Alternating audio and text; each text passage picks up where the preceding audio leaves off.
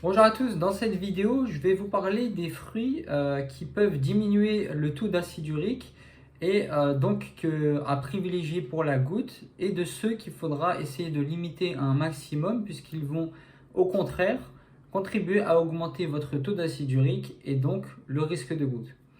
Mais avant cela, vous vous demandez peut-être qui je suis. Je m'appelle Nadir, j'ai fait des études scientifiques et cela fait maintenant plus de 2 ans que je fais des recherches et j'étudie la maladie de la goutte afin de trouver des traitements naturels pour aider les personnes atteintes de cette maladie. Toutes les informations que je partage sont donc basées essentiellement sur des études scientifiques et vous pouvez d'ailleurs vérifier toutes les informations que je vous donne. Tous les liens sont dans la description de cette vidéo. Donc si ce type de contenu vous intéresse, je vous invite à vous abonner à la chaîne on reprend le sujet de cette vidéo. Alors, il est évident que les fruits sont bons pour notre santé en général, mais est-ce qu'on devrait les consommer quand on a la goutte? Et si oui, quels sont ceux que l'on devrait privilégier? Alors, tout d'abord, il faut savoir que les fruits ne contiennent pas ou très peu de purine. En effet, tous les fruits contiennent une teneur en purine inférieure à 15 mg pour 100 g de fruits. Pour rappel, les purines en fait sont des molécules qui vont être transformées en acide urique dans le foie et il est conseillé de les limiter quand on a la goutte. Ces purines sont produites à partir de la dégradation de nos propres cellules dans notre corps ainsi qu'à travers la consommation d'aliments riches en purine comme la viande et le poisson. La raison pour laquelle ces fruits ne contiennent pas ou très peu de purine est parce que ces molécules en fait sont produites lors de la dégradation des cellules d'organismes vivants que l'on retrouve notamment dans la viande et le poisson. Les fruits ne sont pas vraiment des organismes vivants à part entière, c'est pour cela qu'ils n'ont pas ou très peu de purine. Maintenant, même s'ils n'ont pas de purine, les fruits contiennent en fait par contre ce qu'on appelle du fructose. Qu'est-ce que le fructose? En fait, c'est un type de composant qui forme le sucre de table et de nombreuses études ont montré que la consommation de fructose est directement liée à la production d'acide urique dans le corps, un peu de la même manière que les purines. C'est pour cela qu'il est conseillé de consommer moins de 25 g de fructose par jour pour les personnes qui sont atteintes de la goutte. Et donc, il est préférable de privilégier les fruits faibles en fructose avec une teneur de moins de 5 g de fructose pour 100 g de fruits. C'est notamment le cas des cerises et des fraises, par exemple.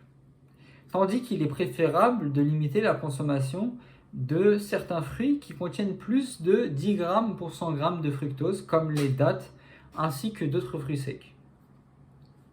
Maintenant, il faut savoir que les fruits regorgent de nutriments bénéfiques pour la santé et certains nutriments comme la vitamine C ont été associés à une réduction du taux d'acide urique.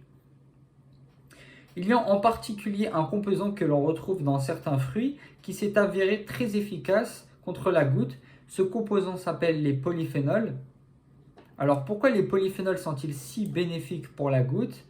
Eh bien, les effets des polyphénols sont divers et complexes, mais il y a deux choses primordiales que les polyphénols permettent de faire pour les goutteux.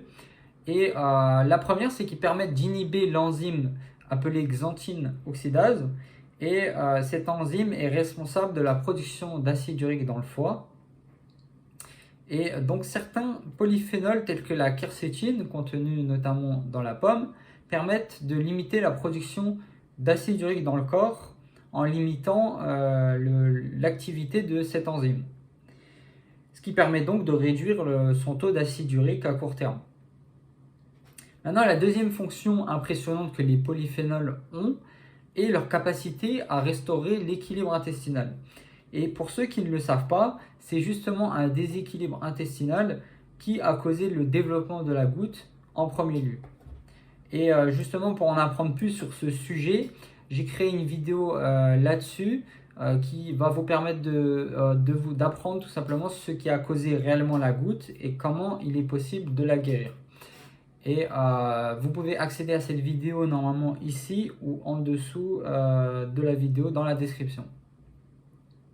Alors les polyphénols permettent donc non seulement de réduire l'acide urique à court terme en limitant la production, mais également de réduire le risque de goutte sur le long terme en rééquilibrant l'équilibre intestinal qui est à l'origine de la maladie.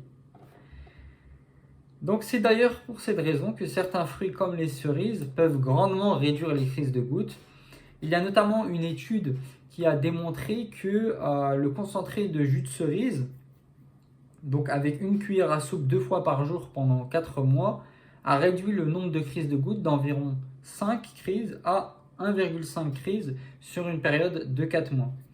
Donc, quels sont maintenant les fruits à privilégier pour la goutte? Eh bien, les fruits à privilégier sont tout simplement ceux qui réduisent le taux d'acide urique et les crises de goutte.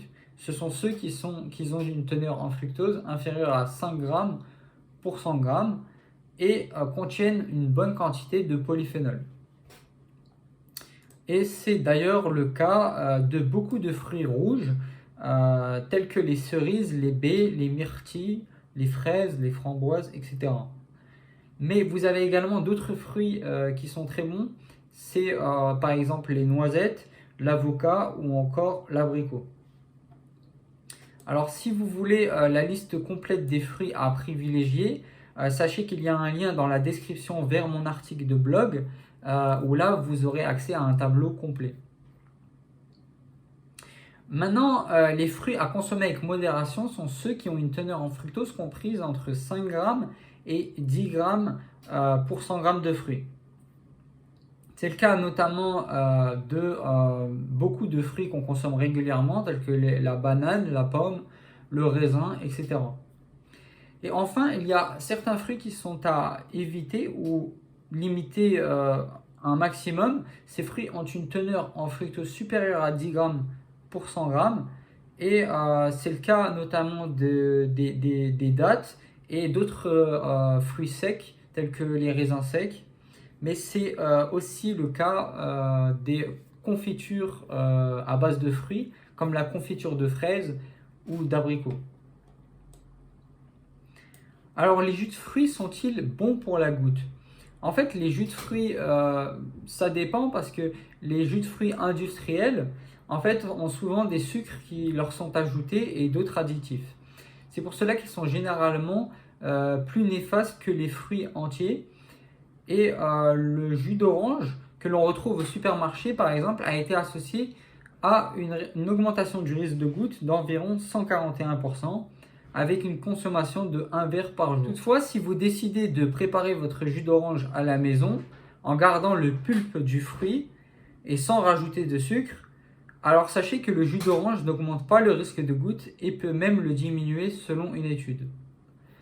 Bien sûr, à condition de ne pas en abuser et de ne pas boire plus de 2 verres par jour parce que l'orange est quand même un fruit qui contient une quantité non négligeable de fructose.